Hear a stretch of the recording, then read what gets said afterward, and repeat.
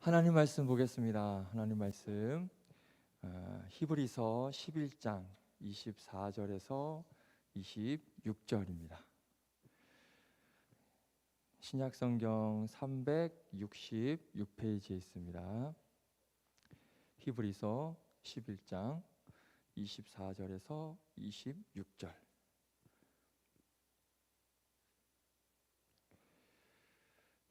네. 다 찾으셨으면 아멘. 아직 안 찾았나? 좀 더 기다려 줄까요? 네. 네.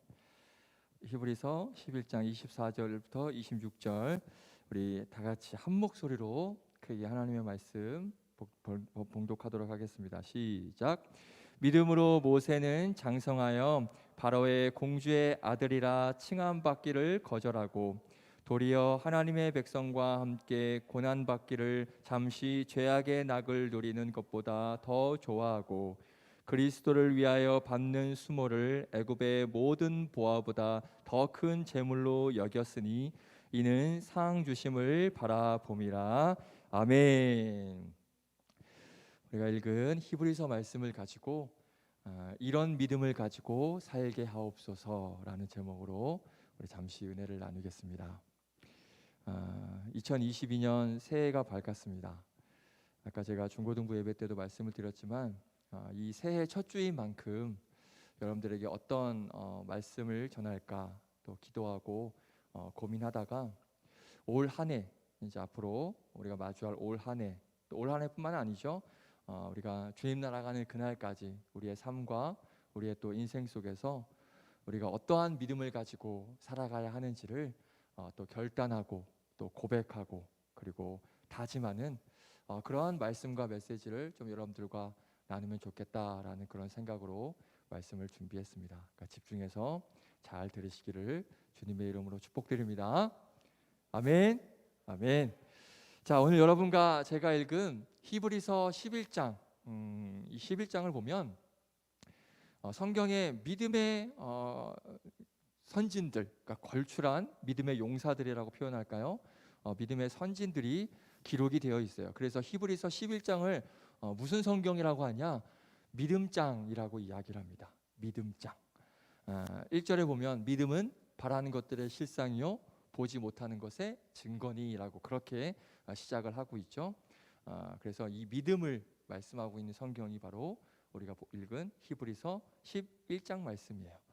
아벨이라는 인물부터 시작해서 뭐 에녹, 노아, 아브라함, 이삭, 야곱, 요셉 이렇게 정말 내노라 하는 그런 걸출한 믿음의 선진들, 기라성 같은 그런 일꾼들이 기록이 되어 있고 이 히브리서 11장에 그런 인물들이 등장을 하게 됩니다. 자, 그 중에 한 명 우리가 오늘 본문을 통해서 읽었습니다. 누구죠? 바로 모세입니다. 모세는 제가 우리 청년부에 처음 부임하는 첫 주에 여러분들과 함께 나눴어요. 혹시 기억하는 청년 있어요? 가시 무슨 나무? 할렐루야. 감사합니다. 떨기나무. 떨기나무를 통해서 우리가 모세에 대해서 잠시 살펴봤었어요. 자, 이 히브리서 11장은 믿음장이라고 말씀을 드렸습니다. 그래서 믿음으로 산 그런 정말 영적인 그런 거룩한 일꾼들, 그런 믿음의 용사들, 그런 사람들이 이제 소개되는 그런 믿음장이라고 하면 이 모세라는 사람 당연히 빠질 수 있습니까? 절대 빠질 수가 없는 인물이죠. 430년 동안 이 이스라엘이 애굽, 지금의 이집트입니다. 이집트라는 나라에서 종살이했습니다. 포로 생활, 노예 생활, 그렇게 노예 생활로 신음하고 있는 이 이스라엘 백성들을 이끌어낸, 탈출시킨, 물론 하나님께서 하셨지만 그 막강한 임무를 맡은 이 요셉, 그 하나님의 모세, 그렇죠? 하나님의 일하심에 정말 귀하게 쓰임 받은 그런 불세출의 영웅과 같은 그런 사람이 바로 모세죠. 그래서 이 모세의 믿음이 이 믿음장이라고 하는 히브리서 11장 오늘 본문의 기록이 되어 있는데요. 우리 다시 한번 읽어볼까요? 집중해서 이 모세에 대해서 어떻게 기록이 되어 있는지 우리 다시 한번 집중해서 읽도록 하겠습니다. 11장 24절 26절 시작. 믿음으로 모세는 장성하여 바로의 공주의 아들이라 칭함받기를 거절하고 도리어 하나님의 백성과 함께 고난받기를 잠시 죄악의 낙을 누리는 것보다 더 좋아하고 그리스도를 위하여 받는 수모를 애굽의 모든 보화보다 더 큰 재물로 여겼으니 이는 상 주심을 바라봄이라. 아멘. 굉장히 멋있는 사람입니다. 그렇죠? 지금 이 고백을 봐서도 고난받는 것이 죄악에서 낙을 누리는 것보다 훨씬 낫다. 그렇죠? 그리스도를 위하여 받는 수모, 이게 애굽에서 누리는 보화보다 낫다. 이런 식으로 고백을 하죠. 우리 사랑하는 청년들이 이런 모세와 같은 그런 믿음의 거장이 되시기를 주님의 이름으로 축복드립니다.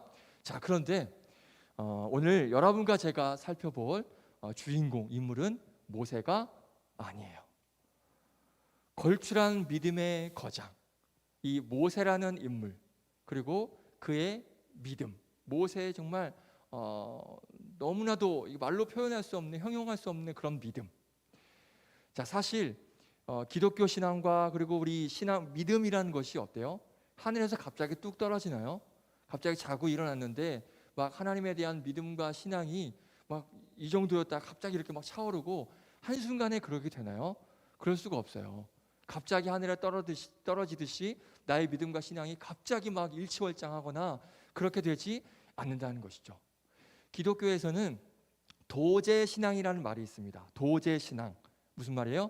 스승과 제자가 있다라는 거예요. 그래서 훌륭한 스승, 그런 영적인 스승이 있으면 이 제자 입장에서는 굉장히 큰 복이 되는 것이고, 그 스승을 통해서 이 제자들의 믿음과 신앙이 조금씩 성장할 수 있는 좋은 기회가 되는 거예요. 자, 그래서 오늘은 이 모세도 마찬가지죠.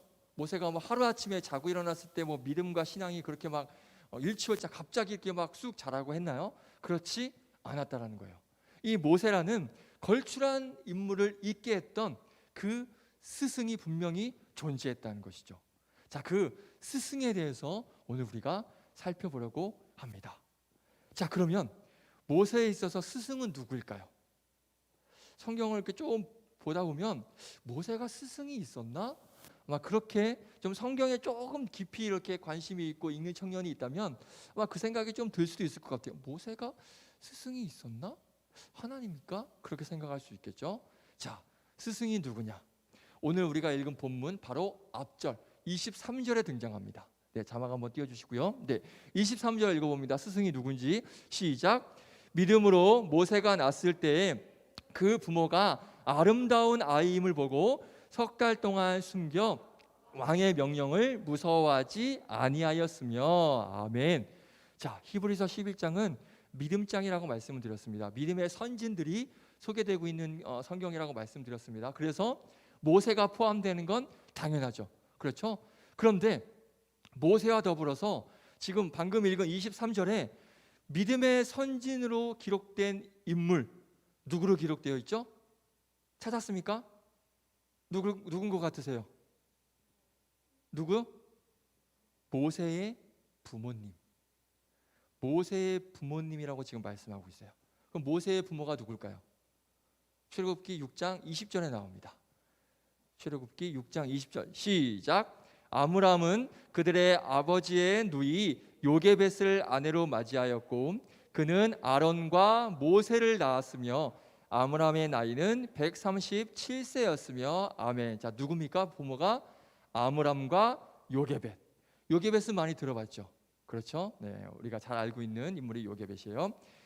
애굽이라는 이 나라에 이스라엘 백성들이 포로로 잡혀와서 무슨 생활을 했습니까? 부귀영화를 누렸습니까? 아까도 말씀드렸죠. 포로로 잡혀왔으면 노예 생활이에요. 노예.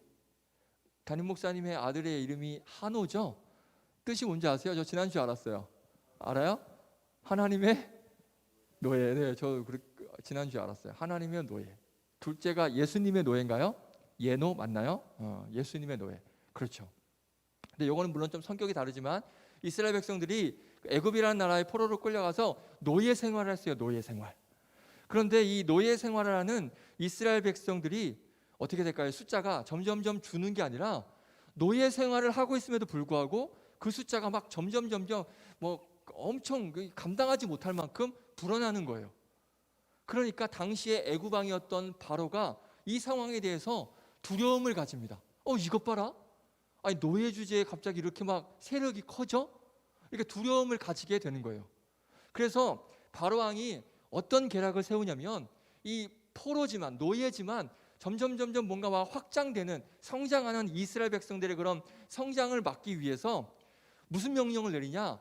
갓 태어난 남자 아기들을 싹 다 죽이라고 합니다. 예수님이 태어났던 거와 비슷하죠. 그렇죠? 당시에 뭐 2살 아래 아이는 싹 다 죽여라. 그런데 이 바로는 더했어요. 갓 태어난 아기, 뭐 남자 여자 할 거 없이 그냥 싹 다 죽이라는 명령을 합니다. 자, 바로 그때 모세가 태어나요. 그런데 어떻게 살죠? 모세는 태어나자마자 죽었어야 될 운명이에요. 그런데 보통 옛날에는, 지금은 산부인과에서 아이를 낳지만 옛날에는 집에서 아이를 낳죠. 그때 아이를 받아주는 그 역할을 했던 사람이 누군지 아세요? 산파라고 합니다. 산파. 아이를 받아주는 산파. 출애굽기에 보면 아이 출산을 도와주는 산파들이 그 바로 왕의 명령을 거부를 해요. 그래서 모세를 죽이지 않고 살려주게 됩니다. 그러니까 이 모세는 태어나자마자 죽었어야 되는데 죽지 않고 가까스로 살게 돼요. 그렇게 해서 어머니 요게벳이 이 모세를 숨겨서 기르는데 얼마 동안 기르느냐? 3개월 동안 기르게 됩니다. 그런데 아이들은 이렇게 자라는 게 막 눈에 보일 정도로 빠르죠. 그렇죠? 3개월이 지나니까 이 모세가 계속 자라는 거예요. 그러니까 막 덩치도 커지고요. 그리고 울음소리도 막 커지고요. 그러니까 이게 감당이 안 되는 거예요. 그래서 이거 들키기라도 하면 어떡하지? 이거 들키면 뭐 모세뿐만 아니라 나도 죽고 우리 집안 싹 다 죽겠네? 그러니까 요게벳이 결심을 합니다. 어떤 결심을 하느냐? 이 모세를 갈대 상자를 하나 만들어요. 그래서 그 안에 눕히고 나일강, 아프리카에 있는, 이집트에 있는 나일강으로 흘려보내깁니다. 이거 아시죠? 이 스토리는 잘 아시죠? 그렇죠? 자, 바로 이 일을 누가 했느냐? 요게벳이 했어요. 사실 부모님 아버지는 아므람인데 이 아므람이 한 일은 거의 없습니다. 별로 없어요. 모세에게 젖을 먹이면서 너는 하나님의 백성이고 또 너는 이스라엘 백성들을 잊으면 안 되고 계속 이런 어떤 이스라엘 백성의 긍지, 하나님의 자녀에 대한 그런 긍지, 하나님의 백성에 대한 어떤 그런 긍지들을 계속해서 심겨주고 그 믿음을 어떻게 보면 성장할 수 있게끔 잘 정착하고 잘 자랄 수 있게끔 한 그런 인물, 바로 요게벳이에요. 그래서 모세의 스승은 이 히브리서 11장에 기록된 이 또 한 명의 믿음의 선진, 비록 요게벳이라는 이름은 등장하지 않지만 이 부모라는 이름을 통해서 이 요게벳이 이 믿음의 장, 히브리서 11장에 당당하게 기록이 될 수 있었다는 거예요. 그래서 모세의 믿음이 있기 전에 오늘 성경은 누구의 믿음이 먼저 있었다? 바로 요게벳의 믿음이 먼저 있었다. 그리고 그걸 지금 저와 여러분에게 말씀을 해주고 있는 것입니다. 자, 그래서 오늘은 이 모세의 믿음이 있기 전에 믿음장에 기록될 만큼, 믿음장에 기록된 인물들 중 정말 기라성 같은 인물들이에요. 그 사이에 기록될 만큼 이 믿음의 거장이었던 이 요게벳에 대해서 우리가 살펴보면서 우리가 어떤 믿음으로, 어떤 신앙으로, 어떠한 마음으로 2022년과 그리고 또 앞으로의 삶을 우리가 살아가야 하는지를 잠깐 나눌게요. 자, 요게벳의 이름의 뜻은 뭐냐? 뜻은 여호와는 전능하시다라는 그런 뜻을 가지고 있어요. 당시 이스라엘 백성들이 애굽에서 노예 생활을 하고 있었다고 했죠. 그래서 요게벳 또한 똑같았어요. 다르지 않았어요. 요게벳 또한 노예 생활을 하고 있는 정말 가난한 그런 포로 중에 한 명이었습니다. 혹시 고지론이라는 말 들어봤습니까? 고지론 들어봤어요? 못 들어봤어요? 무슨 말이냐면 고지 뭐예요? 높은 곳에 올라가서 높은 곳을 점령해서 영향력을 발휘해라. 높은 곳에 올라가서 나의 어떤 능력을 마음껏 펼쳐라. 그래서 고지론, 많은 사람들이 이 고지론을 추앙합니다. 높은 곳에 올라야 된다. 높은 곳에 올라가서 영향력을 발휘해야 되고 높은 곳에 올라가서 나의 능력을 마음껏 펼쳐야 된다. 그래서 공부 열심히 해서 하나님께 영광을 올려드리자. 높은 곳에 올라가서 하나님께 영광이 되는 그런 사람으로 살자. 뭐 좋은 직장 들어가서 명예와 권력을 얻어서 영광을 올려드리고 영향력을 발휘하자. 그래야 하나님께서 영광 받으시고 기뻐하신다. 그런 우리를 통해서 하나님께서 보람을 느끼시고 뭐 영광 받으시고 기뻐하시고 이러한 이야기, 생각, 그런 믿음이 있다는 것이죠. 그러니까 공부도 못하고 하찮게 살면 하나님께서 영광 받으실까? 내가 이 모양 이 꼴인데 하나님께서 영광 받으시겠니? 이런 마음. 이게 고지론이거든요. 자, 근데 틀린 말이 아니에요. 맞아요. 성경에 보면 그런 인물들이 굉장히 많아요. 그렇죠?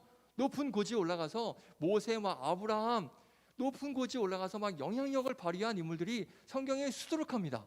우리 청년들도, 여러분들도 그렇게 높은 곳에 올라가서 영향력을 발휘하는 그런 청년들이 되기를 주님의 이름으로 축복합니다. 아멘.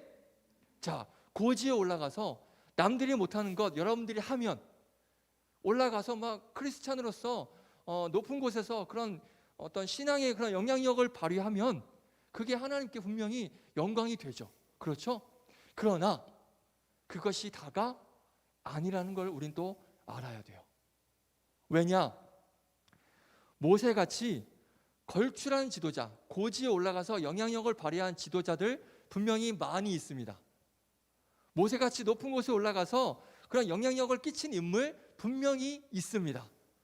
여러분들 중에도 분명히 모세와 같은 그런 걸출한 인물들이 되기를 주님의 이름으로 축복합니다. 그러나 그런 인물들만 통해서, 높은 고지에 올라간 그런 인물들만 통해서 하나님께서는 영광 받으시지 않는다.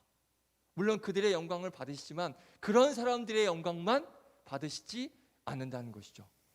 다 높은 곳에 올라가야만 뭐 하나님께서 영광 받으시면, 뭐 높은 곳에 올라가지 않고 그냥 어디 중간쯤 그냥 평범한 자리, 오히려 평범하지 못한 그런 자리에 있는 사람들을 통해서는 하나님께서 영광 안 받으십니까? 그렇죠? 그렇지 않다라는 거예요. 자, 여러분들 한번 볼까요? 그러면 지금 여러분들 한번 보면 여러분들이 뭐 어느 누구도 범접할 수 없는 그런 높은 곳에 지금 있는 청년들 있습니까? 여러분들 무시하는 그런 말이 아니라 현실적으로 보자는 거예요. 그런 막 서울대, 하버드대, 예일대 다 그런 데 지금 나오셨습니까? 아니면 뭐 삼성, 뭐 구글, 마이크로소프트 이런 데, 애플 이런 데서 지금 근무하고 계십니까? 아니잖아요. 그러면 여러분들이 올려드리는 영광 하나님께서 안 받으십니까? 여러분들처럼 평범한 위치에 있는 그런 여러분들의 영광은 하나님께서 외면하시냐 이거죠. 그렇지 않다는 거예요. 분명 높은 곳에 올라가는 것 분명히 있습니다. 그래서 그걸 통해서 하나님께서 영광 받으셔요. 모세와 같이 걸출한 그런 고지에 오르거나 탑클래스에서 영향력을 발휘하는 그런 사람 분명히 있지만, 많은 부분, 대다수의 부분에 있어서는 오늘 본문의 이 모세의 어머니 요게벳처럼, 또 우리처럼, 저와 여러분처럼 그냥 평범한 위치에서, 어떻게 보면 요게벳은 평범한 위치도 아니에요. 정말 일천한 사회적 지위, 포로 노예였으니까. 그렇죠? 이렇게 평범한 곳에서, 평범하지 못한 곳에서 어떤 가난한 삶, 평범한 삶을 사는 경우, 그런 삶을 통해서 하나님께 영광을 올려드리는 경우가 오히려 더 많다라는 것이죠. 그렇죠? 서울대에 다니는 사람보다 그렇지 않은 대학에 다니는 사람이 더 많지 않습니까? 그런 거랑 같은 의미라는 것이죠. 자, 이걸 우리가 또 인정을 해야 되는 거예요. 자, 제가 드리고 싶은 말씀은 뭐냐? 요게벳의 신분, 사회적 신분은 노예였습니다. 정말 미미하고 아무도 인정해주지 않고 아무도 쳐다보지도 않는 정말 보잘것없는 하찮은 존재가 바로 요게벳이었어요. 그러나 비록 가난한 집안의 노예였지만, 포로 노예로 사는 여인이었지만, 보잘것없었지만, 가난했지만 내 자녀를 정말 믿음으로 양육하는 그런 모습을 이 요게벳을 통해서 우리가 볼 수가 있는 거예요. 자, 그걸 어떻게 해서 알 수 있을까요? 요게벳이 어떻게 모세를 자녀들을 믿음으로 양육했는지 어떻게 알 수 있을까? 자, 모세가 태어났을 때 애굽 왕 바로가 어떤 명령을 내렸다 그랬죠? 사내 아이면 다 죽이라고 했습니다. 싹 다 죽이라고 그랬어요. 그래서 석 달 동안 이 아이를 몰래 키웠다고 했죠. 자, 이후에 이제 그 아이를 감당할 수 없으니까 갈대 상자를 만들어서 그 갈대 상자에 아이를 넣고 나일강에 띄었죠. 그렇죠? 자, 요게벳은 남자이면 다 죽여라 라고 하는 그 바로와의 잔인한 명령 분명히 알고 있었어요. 모르고 키운 게 아니에요. 분명히 알고 있었음에도 키웠어요. 자, 그래서 이 아이는 이제 태어나면 곧 죽을 운명이구나.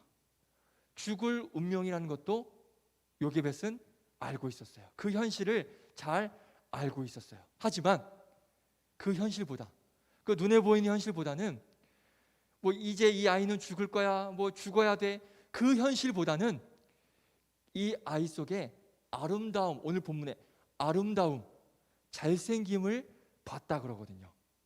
출애굽기 2장에 보면 그 아이가 또 아름다웠다 그렇게 말씀을 하고 있거든요.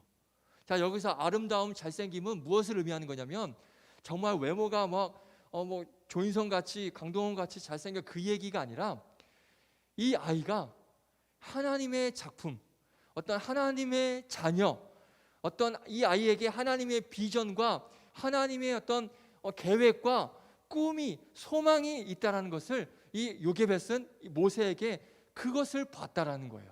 그 의미인 것입니다. 그러니까 현실적으로는 눈으로 봤을 때는 이제 이 아이는 곧 죽을 아이예요. 죽을 수밖에 없는 아이예요. 하지만 믿음의 눈으로 봤을 때는 잘생기고 아름다운 아이로 보였던 것이고, 그래서 그를 위해서 어떻게 해요? 갈대 상자를 만들어서 살렸다라는 것, 이것이 굉장히 중요한 겁니다.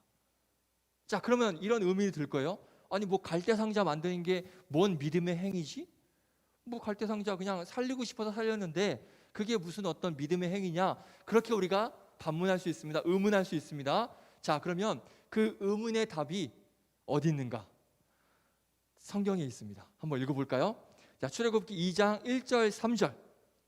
출애굽기 2장 1절 3절 시작. 레위 가족 중 한 사람이 가서 레위 여자에게 장가들어 그 여자가 임신하여 아들을 낳으니 그가 잘생긴 것을 보고 석 달 동안 그를 숨겼으나 더 숨길 수 없게 되매 그를 위하여 갈대 상자를 가져다가 역청과 나무 진을 칠하고 아기를 거기 담아 나일 강가 갈대 사이에 두고. 아멘. 자, 요게벳이 이제 할 수 없이 갈대 상자를 만들어서 이 아이를 나일강으로 띄워보냅니다. 그런데 어떤 마음으로 띄워보냈을까요? 에이, 뭐 죽든지 말든지 난 모르겠다. 그냥 팔자에 맡길란다. 그냥 뭐 살 팔자면 살 거고, 죽을 팔자면 뭐 죽을 거고. 야, 너 때문에 내가 죽을 수 없지 않냐? 넌 이제 태어났고 나는 이제 앞으로 지금 내가 해야 될 일이 많기 때문에 너는 모르겠지만 난 좀 살아야 되지 않겠니? 하고 그래 뭐 살 수 있으면 살겠지 하고 그런 그냥 자포자기하는 마음으로 이 모세를 갈대 상자에 누워서 나일강으로 띄워보냈을까요? 자, 요게벳이 갈대 상자를 만들었습니다. 그런데 갈대 상자를 어떻게 만들었는지가 정말 중요해요. 그걸 봐야 돼요. 한번 볼까요? 2장 3절, 우리가 방금 읽었던 2장 3절 시작. 더 숨길 수 없게 되매 그를 위하여 갈대 상자를 가져다가 역청과 나무 진을 칠하고 아기를 거기 담아 나일 강가 갈대 사이에 두고. 아멘. 자, 어떻게 만들었다 그래요? 갈대 상자를 만들고 나서 뭘 칠했다 그래요? 역청과 나무 진을 칠했다고 말씀하고 있어요. 그리고는 나일강, 죽음의 강이라고 불리거든요. 그 죽음의 강이라고 불리는 나일강에 애굽 왕 바로가 이스라엘 백성들을 죽이려고 하는 그 심판하는 강이 나일강이거든요. 그 강에, 죽음의 강에 갈대 상자를 만들어서 역청을 칠하고 나무 진을 칠한 다음에 그 아이를 나무 상자에 누입니다. 그리고 죽음의 강에 띄어 보냅니다. 자, 조금 전에 말씀드렸듯이 단지 이 아이를 그냥 팔자에 맡겨서, 운명에 맡겨서 그냥 살 팔자면 누군가는 건져서 살리겠지, 뭐 살 놈은 살 거고 죽을 놈은 죽을 거고 어떻게든 뭐 알아서 되겠지. 이런 마음으로 나무 상자를 만들어서 거기에 아이를 넣고 흘려보낸 게 아니라는 거예요. 바로 이 행동에 요게벳의 정말 걸출한 믿음, 우리가 본받아야 될 그런 믿음이 있었다는 거예요. 어떤 믿음일까? 자, 창세기를 보면 알 수 있습니다. 창세기 6장 13절부터 20절, 좀 길지만 중요하니까 한번 읽어봅니다. 자, 읽습니다. 시작. 하나님이 노아에게 이르시되 모든 혈육 있는 자의 포악함이 땅에 가득함으로 그 끝날이 내 앞에 이르렀으니 내가 그들을 땅과 함께 멸하리라. 너는 고페르 나무로 너를 위하여 방주를 만들되 그 안에 칸들을 막고 역청을 그 안팎에 칠하라. 내가 만들 방주는 이러하니 그 길이는 300규빗, 너비는 50규빗, 높이는 30규빗이라. 거기에 창을 내되 위에서부터 한 규빗에 내고 그 문은 옆으로 내고 상중하 3층으로 할지니라. 내가 홍수를 땅에 일으켜 무릇 생명의 기운이 있는 모든 육체를 천하에서 멸절하리니 땅에 있는 것들이 다 죽으리라. 그러나 너와는 내가 내 언약을 세우리니 너는 내 아들들과 내 아내와 내 며느리들과 함께 그 방주로 들어가고 혈육 있는 모든 생물을 너는 각기 암수 한 쌍씩 방주로 이끌어들여 너와 함께 생명을 보존하게 하되 새가 그 종류대로 가축이 그 종류대로 땅에 기는 모든 것이 그 종류대로 각기 둘씩 내게로 나오리니 그 생명을 보존하게 하라. 아멘. 수고하셨어요. 자, 이 말씀이 어떤 사건의 말씀이죠? 무슨 사건이죠? 이 말씀이 노아의 방주 사건. 그렇죠. 이 사건은 다 알 테니까 제가 설명하지 않겠습니다. 넘어갈게요. 자, 요게벳이 갈대 상자를 어떻게 만들었죠? 갈대 작은 나무 조각들을 엮었어요. 그리고 그 안에 역청을 칠하고 나무진을 칠하고 작은 배를 만들었습니다. 그리고 죽음의 강에 띄웁니다. 아까도 말씀드렸어요. 이 행동이 단지 그냥 뭐 살 놈은 살 거고 뭐 죽을 팔자면 죽을 팔자고 뭐 운 좋으면 어쩌다가 뭐 운 좋으면 살겠지, 이런 마음으로 만든 게 아니라고 말씀을 드렸습니다. 요게벳이 갈대 상자에 역청을 칠하고 나무진을 바르고 배를 만들었다는 것은 요게벳에게 믿음이 있었다는 거예요. 어떤 믿음? 방금 우리가 읽었어요. 바로 이 방주를 통해서 누구를 살리셨어요? 노아와 그의 가족들을 살리셨어요. 노아를 살리신 하나님, 물이 엄청난 대형 홍수로 인해서 온 천지에 물이 넘쳐남으로 인해서 하나님의 심판이 행해졌죠. 그래서 모든 사람이 다 죽었어요. 모든 가축들 다 죽었어요. 하나님의 심판으로 인해서 그 홍수로 모두가 다 떠내려갔어요. 그때 누구만 살았어요? 방주 안에 있던 노아와 그의 가족들만 유일하게 살아남았어요. 자, 이렇게 하나님이 방주를 통해서 노아를 살리셨듯이 애굽의 왕, 이 바로 왕의 심판이 행해지고 있는 지금의 이 죽음의 상황, 아이들은 싹 다 죽이라고 하는 이 죽음의 상황에서도 요게벳은 생각했어요. 하나님께서 노아를 살리신 것 같이 이 아이를 살려주실 것이다. 그거에 대한 간절한 믿음이 있었어요. 그러니까 요게벳이 갈대 상자로 역청을 칠하고 나무진을 칠하고 그렇게 해서 작은 배를 만든 것은 뭘 생각하고 뭘 믿고 만드는 것이다? 노아의 홍수, 그리고 노아의 방주, 그리고 그 속에서 노아의 방주를 통해서 하나님께서 노아와 그의 가족들을 살려주셨던 그 하나님을 생각하고 믿고 그 믿음을 가지고 이 갈대 상자를 만들어서 똑같이 방주와 똑같이 역청을 칠하고 나무진을 바르고 그 아이를 갈대 상자에 넣어서 나일강에 흘려보낸 거예요. 자, 원어를 보면요, 히브리 원어를 보면요, 노아의 방주라는 원어와 그리고 갈대 상자라는 원어가 테바라는 원어를 쓰거든요. 이 테바라는 단어는 흔하게 사용되는 단어가 아니에요. 이 방주와 갈대 상자 외에는 거의 사용되지 않는 그런 특별한 단어입니다. 무슨 말이에요? 방주와 갈대 상자는 같은 의미를 가지고 있다는 거예요. 다른 게 아니에요. 같은 거예요. 그러니까 노아와 방주, 요게벳이 만든 갈대상자, 같은 의미와 같은 믿음이 담겨져 있었다는 거예요. 그리고는 죽음의 강, 심판의 물이 도도히 흐르는 그런 나일강에 띄워 보낸 거죠.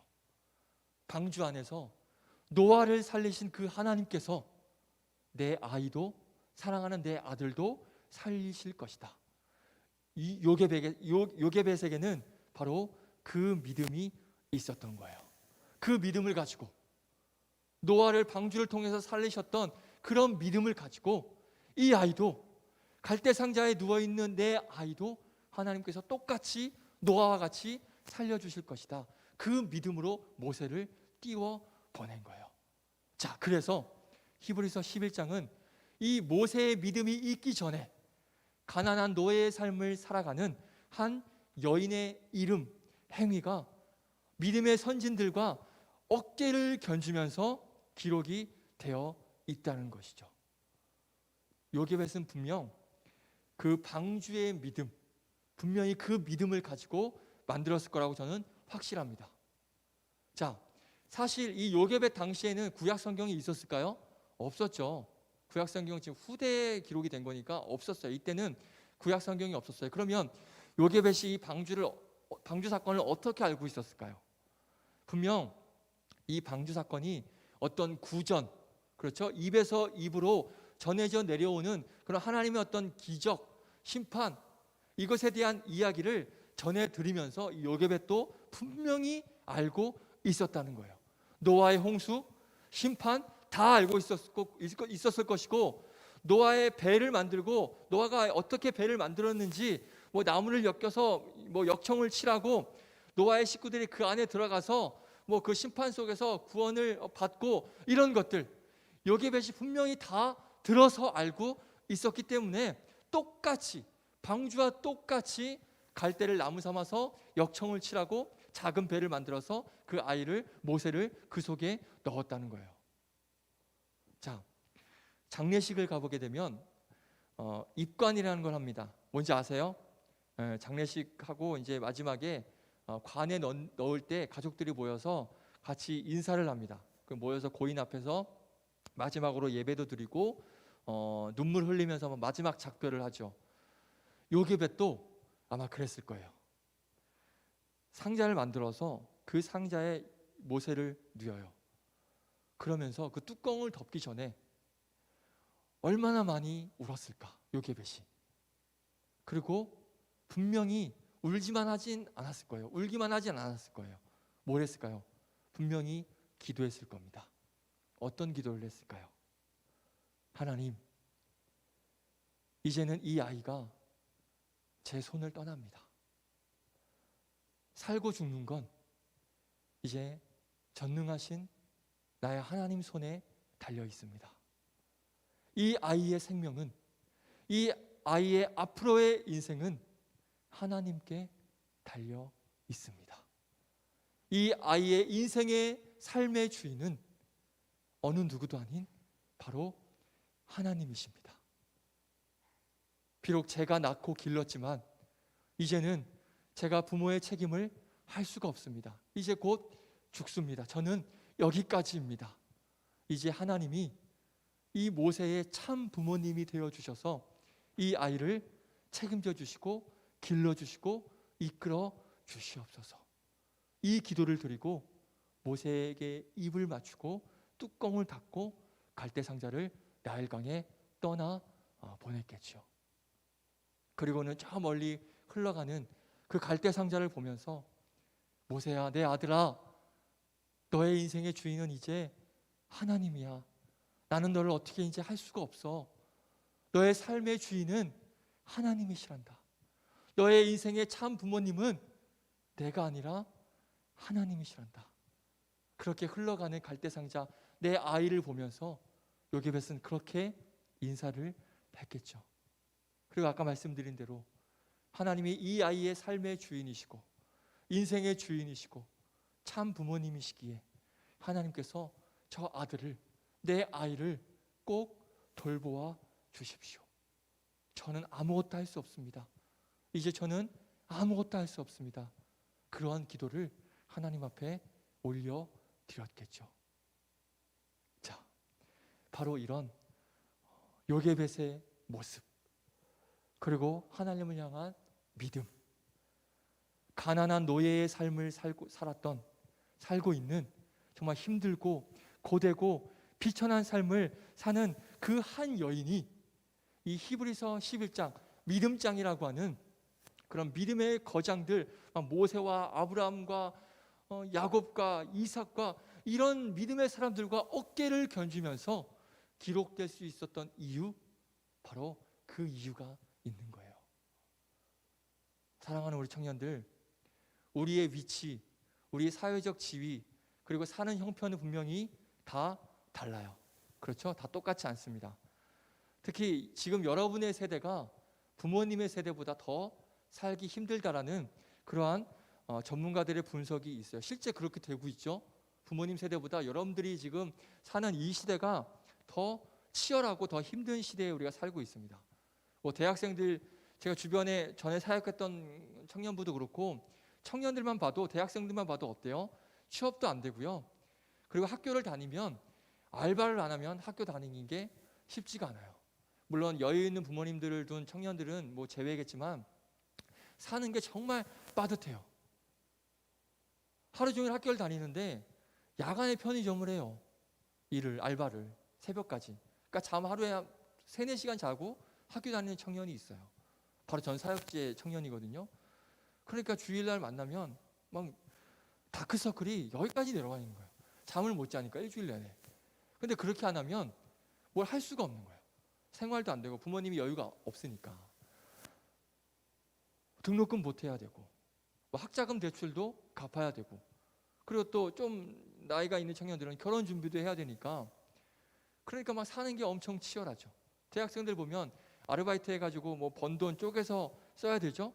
그런데 쪼갤 수 있는 게, 아낄 수 있는 게 뭐밖에 없을까요? 식비밖에 없어요.